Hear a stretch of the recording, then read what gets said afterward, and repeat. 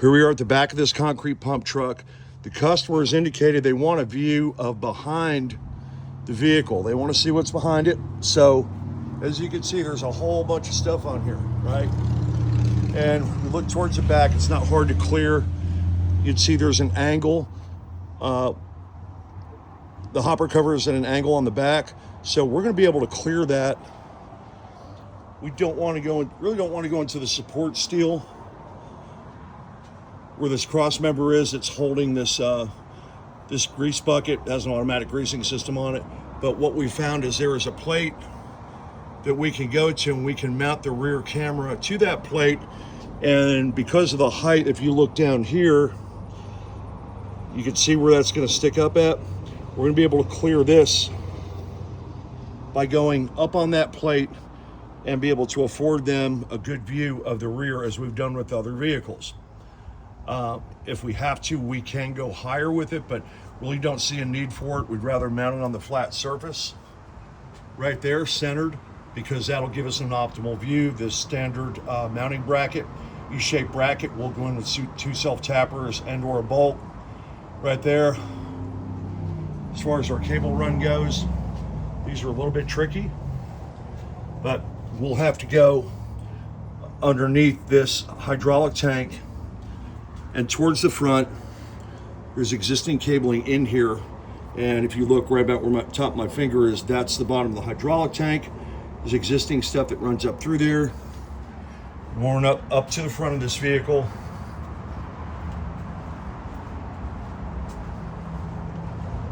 As we get closer, you'd see there's not a whole lot of room in here, but we can drop our cable down here where these hoses are and lines are, and we can run our cable up towards the front of the vehicle.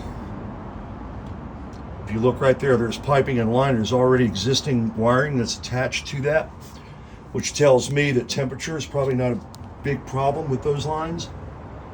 And you can see where lines actually do come out. That goes up into the control box. So we're going to keep going further.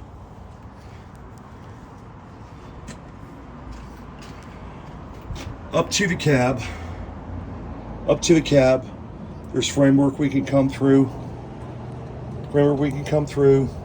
And what we'll end up doing is going along the frame rail up to the front, and we'll jack the cab up, and we'll be able to bring that line in through